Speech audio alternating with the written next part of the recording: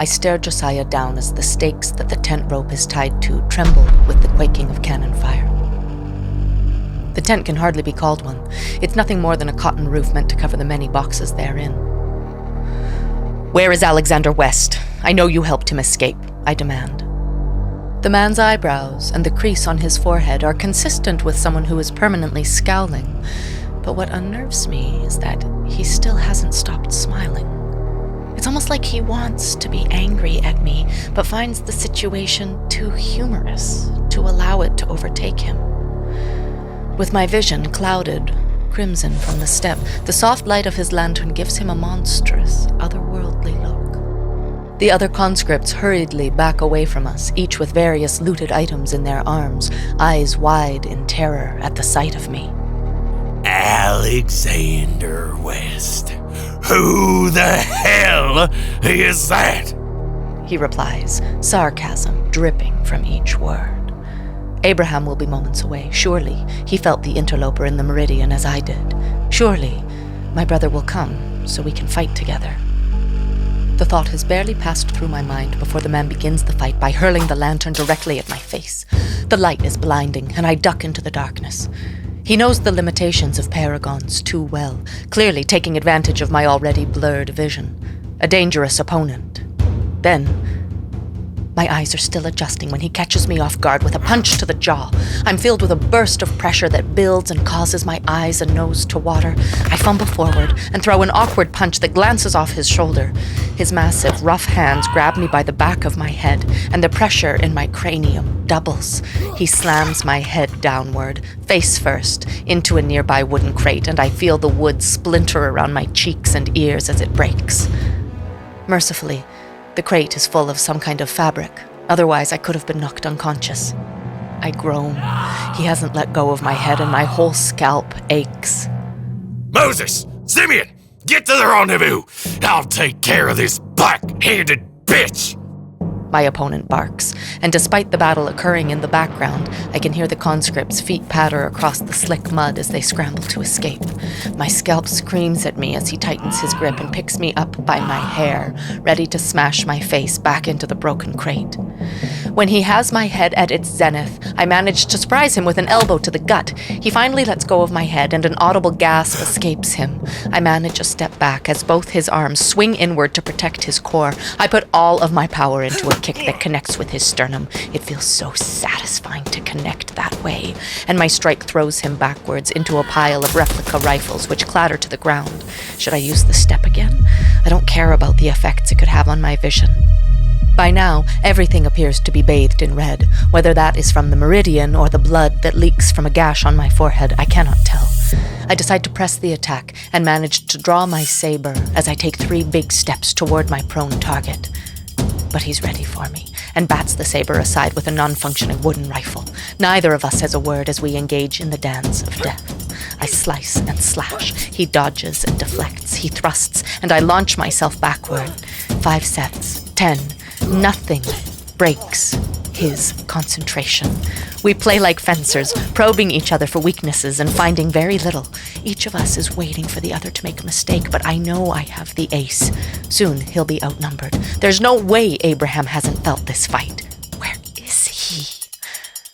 Distracted by the thought of my brother, I make a grave error, overextending on a thrust at my opponent's midsection. He easily dodges, but manages to catch my sword arm between his ribcage and his elbow. Trapped, I try to bring my free arm down on his head like a hammer, but his other arm shoots up, catching mine, and suddenly I feel like a fox with 2 legs caught in a trap, desperately tugging to get free. The man grins, revealing broken, yellowed teeth. He closes his eyes and slams his forehead into the bridge of my nose. Lightning flashes at the backs of my eyeballs, followed closely by searing pain. He brings back his head and swings it forward again. White sears across my vision. Again and again. Each time his head makes contact, it feels like he's trying to crack my skull open like an egg. By the 4th hit, I've dropped my saber again. I am barely able to formulate conscious thoughts. Where is Abraham? The pain is overwhelming and I feel my body sag. After the 5th, he lets me go, Gravity takes over and the ground rushes up to meet my side. I can barely manage a groan before my opponent takes advantage of my prone position, bringing down his fist square in my chest.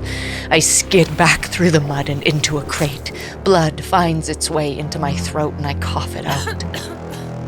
The man gives me no time to breathe as he engages his own scarlet step to close the distance, picking up my very own saber in the process. I barely swing my head out of the way as I hear the saber thunk into the wooden crate. My mind swims, and I marvel at how close to death I am.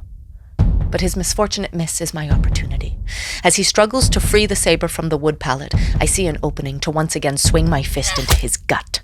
The moment I feel it connect, I prepare my next attack, an uppercut that lands on his gaping chin, knocking him backwards. I tire of this game. With space now created, I draw my Callahan and take aim. I can't kill him. Abraham and I will need him to help us find Alexander West, so I aim for his right knee. At the sight of the firearm, his eyes widen, and he attempts to scramble behind a nearby crate. I open fire on the crate, approximately where his knee would be.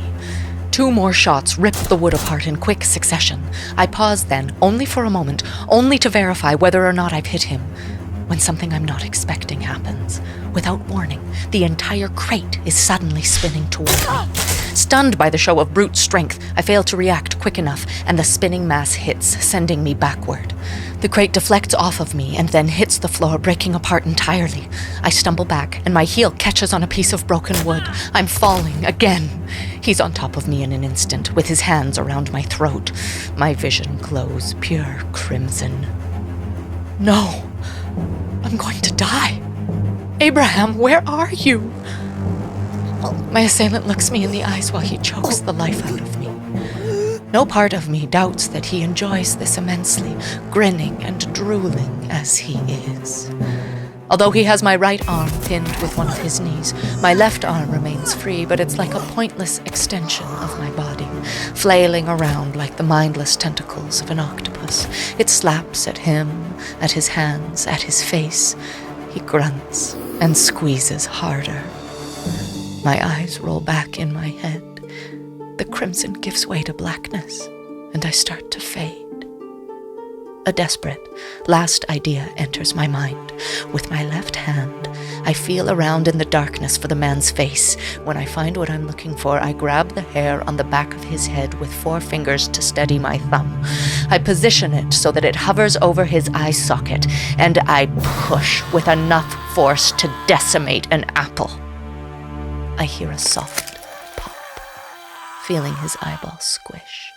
My nostrils take in a steam-like substance emanating from his eye just as his hands fly from my neck, and I desperately gulp the steam, and with it, regain my vision. At least enough of it to see that my opponent writhes around on the ground, holding his face. The man screams and thrashes like an animal. I've ruined his right eye. He'll never be able to see out of it again. The moment I have enough control over my body, I pick up my Callahan. You fucking bitch! I'm gonna... I slam the butt of the weapon on his temple, knocking him out instantly. I hit him a few more times for good measure, until blood pours from his eye socket, and I can no longer look at him. Now, for the other conscripts helping the West boy. My fight with the bastard took a few minutes at most. The rest of the conscripts had a head start, but not enough of one to outrun a bullet. I open the cylinder of my Callahan and see that I have only 3 shots left, which means I'll have to reload. A dozen conscripts run from the supply tent. Their ragged, dirty tunics look like yellow lightning bugs in my crimson vision. I can't tell if they're fleeing me or the battle to my left. A cursory glance at the trench tells me our soldiers might be overwhelmed by the Senecans in short order. I'll deal with that later. I sight my first target, the slowest of the pack, the one with the limp. He hobbles through the mud, arms laden with blankets and ration packets. His companions disappear behind a corner of a nearby tent, but I know I have him in my sights. I squeeze the trigger, and the Callahan barks and flashes in my hand. An instant later, the hobbling conscript goes rigid, drops his burden, and falls to the mud. My thumb cocks the hammer back, the chamber rotates, and I line up the next shot. But before I can let off a round, the meridian flares around me. The burning in the back of my mind tells me a powerful paragon has arrived. I feel their rage. Their grasp of the pulse is great. Finally, Abraham has come.